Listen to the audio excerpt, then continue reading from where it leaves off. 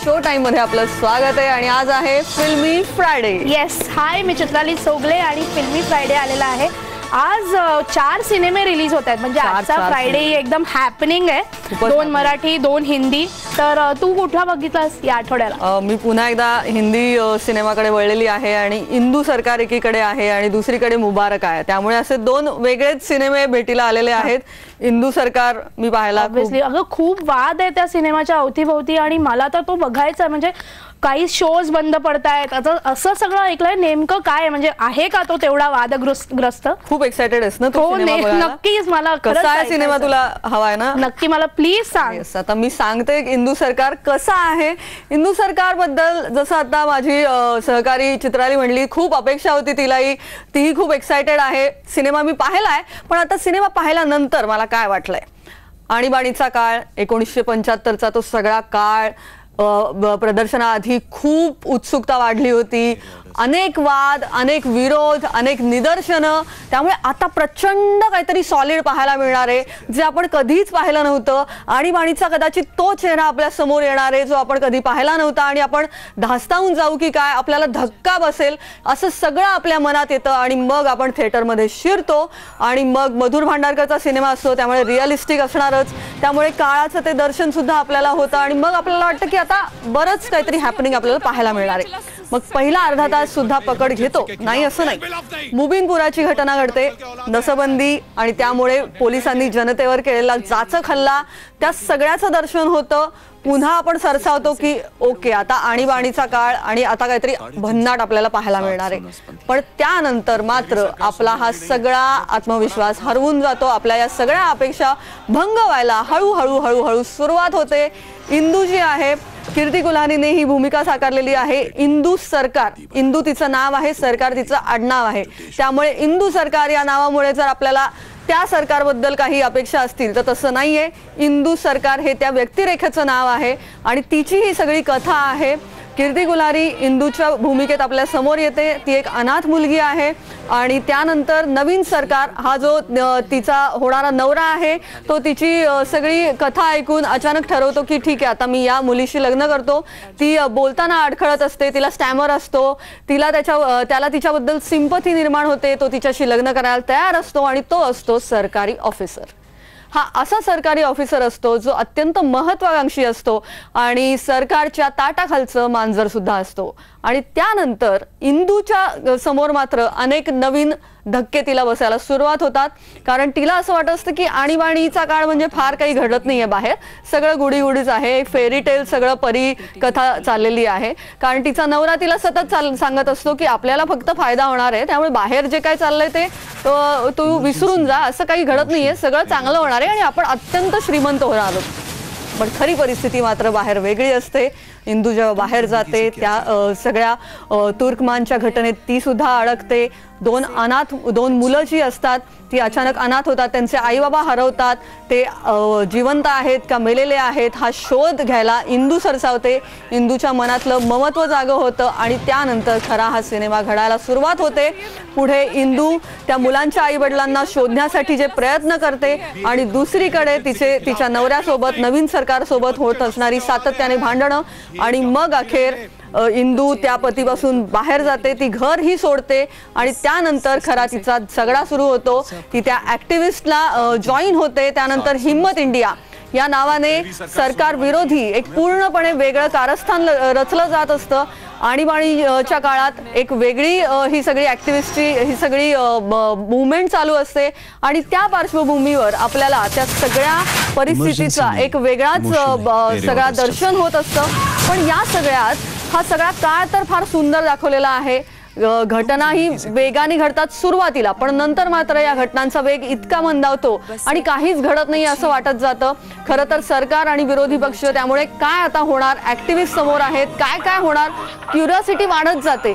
त्यानंतर आपल्याला असं वाटतं की गांधी घराण्याबद्दल आता बरंच काही आपल्याला कळणार आहे किंवा अशा काही गोष्टी कळणार आहेत ज्या कदाचित समोर फारशा आल्या नाहीयेत. पण तसं काहीच घडत नाही. इंदिरा गांधींचं दर्शन सिनेमाच्या शेवटी फक्त 1 मिनिटासाठी सुप्रिया विनोद यांनी ती भूमिका साकारलेली आहे. अर्थातच त्या दिसतात हुबहू इंदिरा गांधी यांच्या सारख्या, पण भूमिकेला काहीच वाव नाहीये. त्यानंतर संजय गांधीच्या भूमिकेत आहे आपल्याला दिसतोय नील नितीन मुकेश. हे मात्र एक सरप्राइझिंग कॅरेक्टर आहे. संजय गांधीची व्यक्तिरेखा नील नितीन मुकेशने अत्यंत चांगली साकारलेली आहे. भारत की एक बेटी ने देश को बंदी बनाया हुआ है. तुम वो बेटी बनो जो देश को मुक्ति का मार्ग दिखा सके.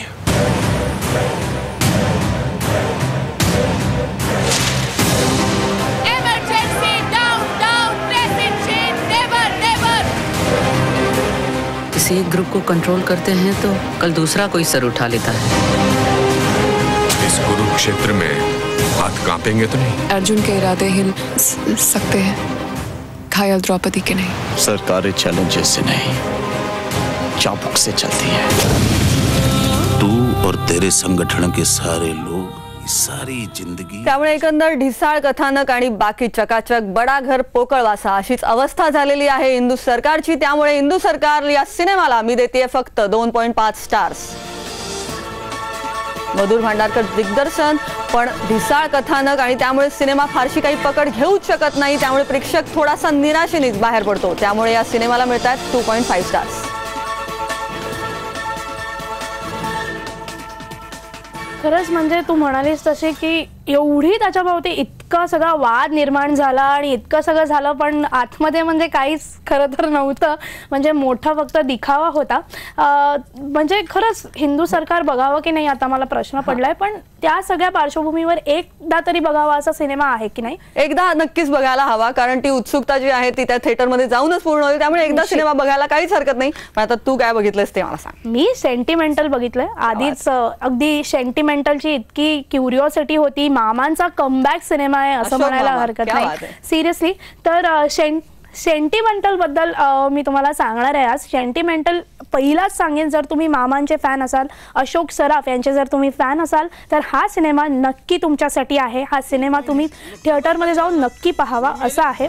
तर सेंटिमेंटल म्हणजे त्याच्या ट्रेलरवरूनच आपल्याला लक्षात येते की पोलिसांची व्यथा आणि पोलिसांची कथा या सिनेमात आपल्याला दाखवण्यात येणार आहे. आणि त्याच अपेक्षेने आपण सिनेमात जातो आणि हा धम्माल प्रवास सुरू होतो.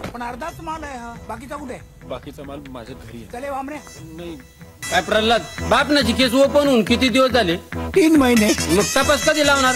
हा मनोज पांडे आहे ना, याच्या बापनाच्या चोरीमध्ये. या पांड्याच्या केसचा निकाल लागला ना, मी 8 दिवस बँकॉकला जाणार आहे. पण अर्धाच माल आहे हा. बाकीचा कुठे? बाकीचा माल माझ्या घरी आहे. चले वामरे. नाही, माझ्या गावच्या घरी, म्हणजे बिहार. प्रल्हाद, याआधी पोलिसांवर अनेक सिनेमे आले आहेत. हा पहिला सिनेमा असा नाहीये. त्यांची व्यथा आपल्याला खूप वेळा ऐकायला मिळते. या सिनेमातही काही वेगळं नाहीये. कथा फार ग्रेट आहे, आउट ऑफ द बॉक्स आहे असं काही नाही आहे. पण दिग्दर्शन नक्कीच चांगलं आहे. दिग्दर्शनातून बऱ्याच छोट्या छोट्या गोष्टी समोर येतात आणि त्या गोष्टी बघण्यासारख्या आहेत. विनोद निर्मिती, सिनेमाची विनोद निर्मिती इतकी उत्तम झाली आहे की आपल्याला प्रत्येक विनोदावर हसावंसं वाटतं. त्यात अशोक मामांचा मिश्किल अंदाज, त्यांची विनोदाची शैली ही उठून दिसते आणि त्यांनी ती आतापर्यंत जोपासली आहे. त्यामुळे त्यांच्या प्रत्येक विनोदावर, त्या टायमिंग वरती तुम्हाला हसायला येते आणि सिनेमाची धमाल, मिश्किल जो अंदाज आहे तो आपल्यापर्यंत पोहोचतो. पण सिनेमाची कथा तितकीशी जोर धरत नाही, तितकाशी पकड धरत नाही, कारण की सिनेमात बऱ्याच गोष्टी सांगण्याचा प्रयत्न दिग्दर्शकांनी केलाय. खरं तर पोलिसांची व्यथा, त्यांचे टायमिंग्स, त्यांना न मिळणारी सुट्टी, त्यांची जी मेंटल स्थिती असते ती कुठेतरी यामुळे गणते आणि म्हणून हा सिनेमा सेंटिमेंटल आहे असं त्याला दाखवायचं होतं.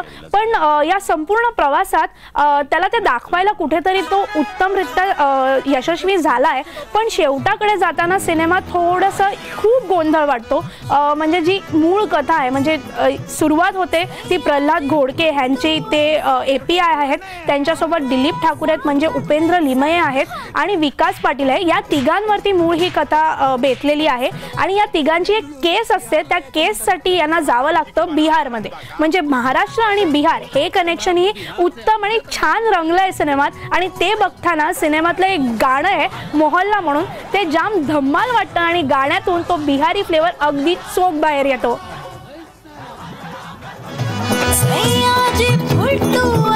बिहार काही जवळ नाही. द्या ना.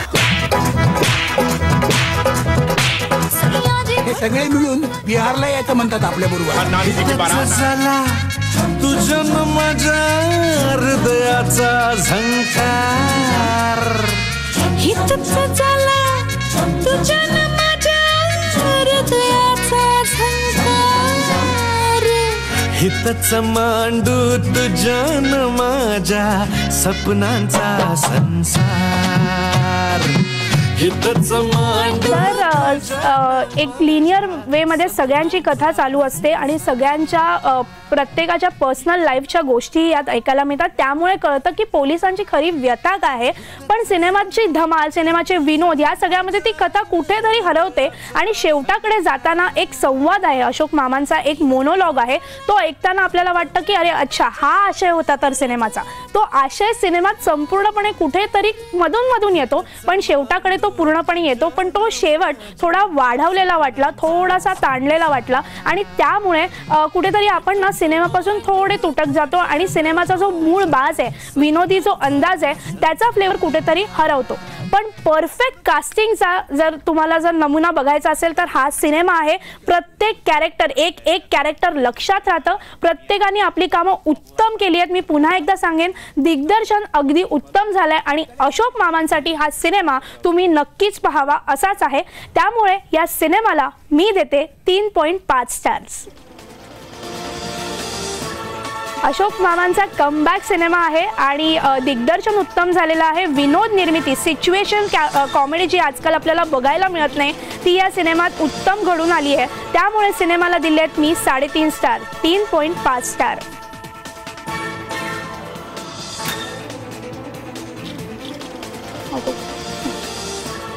क्या बात है.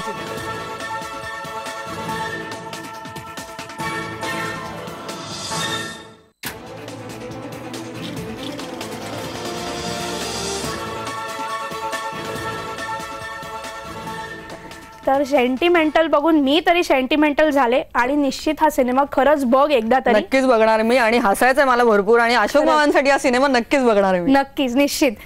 यानंतर आपण घेणार आहोत एक छोटासा ब्रेक. यानंतर 2 सिनेमांबद्दल अजूनही बोलायचं आहे. मुबारका आणि भेटली तू पुन्हा. तर तुम्ही कुठेही जाऊ नका, लगेच परत या आणि पाहत राहा फक्त शो टाइम.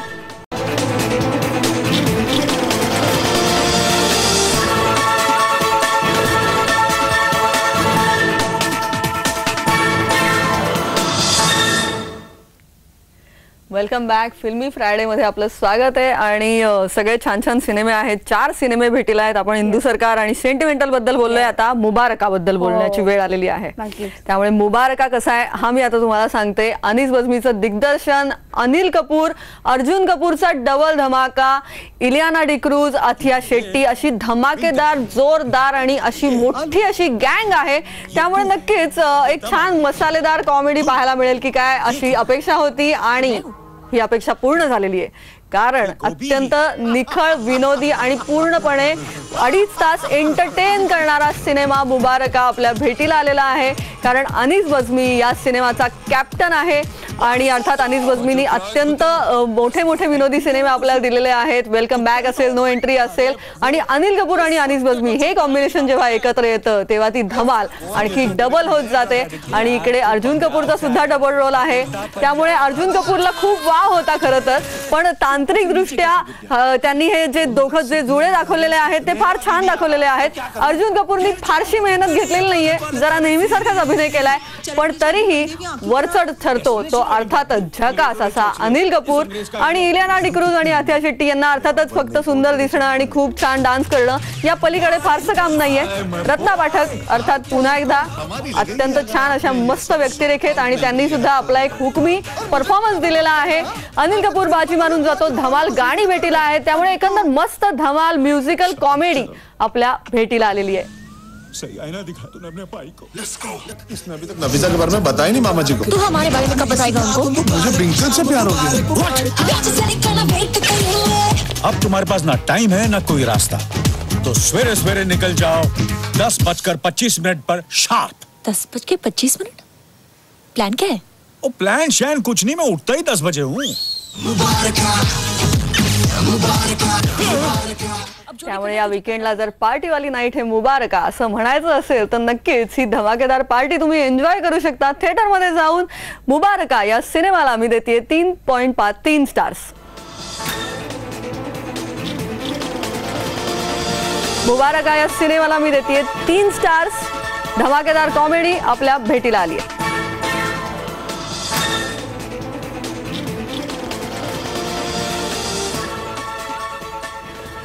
तर मुबारका नक्कीच एकदम धम्माल कॉमेडी आहे.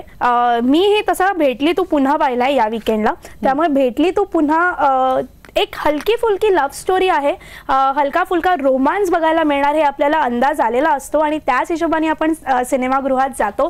वैभव तत्ववादी आणि पूजा सावंत यांची जोडी आणि त्यांचा एक धम्माल प्रवास या सिनेमात आपल्याला बघता येतो. या सिनेमात इतरही कास्टिंग आहे, गिरीश ओक आहेत, किशोरी आंबी आहेत, पण ते तोंडी लावण्यापुरता आहेत. अभिजित चव्हाण पण आहे, पण तेवढ्या पुरता अगदी ताटात आपल्या लोणचं किंवा चटणी वाढली जाते तेवढ्या पुरता, म्हणजे तेवढीच ती त्यांच्या पात्रांची गोडी आहे आणि त्यांनी ती उत्तम निभावली आहे. पण सगळा जो सिनेमाचा जो ओझा आहे ते या दोघांच्या खांद्यावर आहे, पूजा आणि वैभव तत्ववादी. त्यामुळे सिनेमा सुरुवात अशी होते की आलोक म्हणजे वैभव आणि अश्विनी म्हणजे पूजा यांची ही कथा आहे. कांद्या पोह्यांच्या कार्यक्रमाला वैतागलेला आलोक आतापर्यंत त्यांनी 34 मुली बघितलेल्या असतात आणि पूजा ही 35वी मुलगी असते, पण ती थोडी धांदरट आणि अगदी बावरलेली असल्यामुळे तो तिला बघता क्षणी नकार देतो आणि ते सगळं विसरूनही जातो. पण पुढे योगायोगाने म्हणा किंवा मुद्दामून का हे दोघं एकमेकांच्या समोर येतात. ते पुणे ते गोवा प्रवासात आणि हा प्रवास सुरू होतो आणि एक धम्माल प्रवास आपल्याला पाहायला मिळतो. भेटली तू पुन्हा कानवी भासली तू मला सांगना शब्दना बोलले बोल के हे उसासे मोक्या भावना काहे होते असे आज माझ्या मना ते तुझ्या सोबती एकटा मी पुन्हा कासे गुंतडे ठाव नाही कोणा कोणता खेळ हा कोणत्या या खोडा तू तिथे मी इथे सुरुवात खरं तर सिनेमाच्या नावातच खटकायला लागते, कारण काय भेटली तू पुन्हा हे ग्रामॅटिकली चुकीचं नाव आपल्याला वाटतं आणि ते तोंडातून निघताना आपल्याला वाटतं अरे भेटली तू पुन्हा किंवा भेटली ती पुन्हा असं का नाही आहे सिनेमाचं नाव. आणि खरं तर तसं नाव असतं तर काही सिनेमाला फारसा फरक पडला नसता, पण असो भेटली तू पुन्हा हे नाव आहे सिनेमाचं. आणि भेटली तू पुन्हा म्हणजे तू पुन्हा भेटलीस हे जेव्हा ते दुसऱ्यांदा भेटतात त्यावेळेला वैभवला म्हणजे आलोकला तिच्या काही सुप्त गोष्टी कळायला लागतात, तिचा स्वभाव कळायला लागतो आणि हा सिनेमा ट्रेनमध्ये घडतो. त्यामुळे कुठेतरी हा मराठीतला जब वी मेट आहे असं म्हणायलाही हरकत नाही. पण पहिला भाग जितका उत्तम झालाय, जितकं छान झालाय, तांत्रिकदृष्ट्याही खूप उत्तम आहे, मस्त सीन्स आहेत, सगळं छान झालंय. तिथे इंटरव्हल नंतर मात्र सिनेमा थोडा थोडा रटाळ व्हायला लागतो आणि आपलं प्रेम जेव्हा वैभवला ती आवडायला लागते आणि आपलं प्रेम तिला सिद्ध करायची ही वेळ येते, त्यासाठी अनेक सीन्स मागे सीन्स आणि अनेक गोष्टी इतक्या वाढवल्या गेल्या आहेत सिनेमात की कुठेतरी मग ना तो बोरिंग होतो, रटाळ होतो आणि मग सिनेमा कधी संपतोय एकदाचा असं वाटायला लागतो. हा पुणे ते गोवा प्रवास उगाच लांबतोय की काय असाही आपल्या मनात यायला लागतं आणि शेवटाकडे जाताना आता संपो बाबा सिनेमा असं वाटायला लागतं. ही कुठेतरी सिनेमाची एक थोडीशी कमीची बाजू आहे. वैभवने उत्तम काम केलेलं आहे, चांगला झालाय, त्याची भूमिका एक उत्तम झाली आहे. तिथेच पूजा मात्र कुठेतरी कमी पडते. गेल्या महिनाभरात तिचे 3 सिनेमे आलेत आणि तिन्ही सिनेमात तिची भूमिका इथे ना तिथे सारखीच आहे असं वाटतं. या सिनेमात ती थोडी वेगळी तिने साकारायचा प्रयत्न केला आहे, पण तो तितका आपल्याला पटत नाही, तो तितका आपल्यापर्यंत पोहोचत नाही.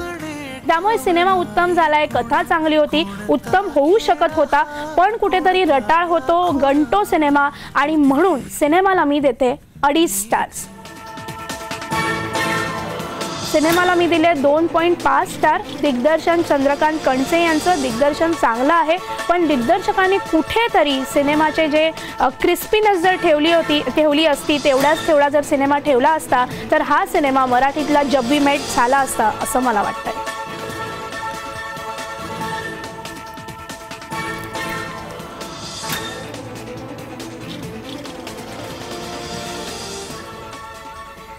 त्यामुळे भेटली तू पुन्हा असं आहे. म्हणजे एकंदर 4 सिनेमे आहेत, खूप ऑप्शन्स आहेत प्रेक्षकांना. नक्कीच नक्कीच. आणि प्रेक्षकांनी खरं तर हे 4ही ऑप्शन्स हाताळायला काहीच हरकत नाही. सगळे सिनेमे छान आहेत, सगळ्या सिनेमांचा विषयही वेगळे वेगळे आहेत. आणि मराठी सिनेमा तर पाहायलाच हवा, निश्चित थिएटरमध्ये जाऊन पाहायला हवा निश्चित. आणि सगळ्यांनीच तर सिनेमे, हे 4ही सिनेमे पहा. हा वीकेंड बहारदार करा. 4ही सिनेमे तुमच्यासाठी उत्तम आहेत. 4ही सिनेमांचा आस्वाद घ्या.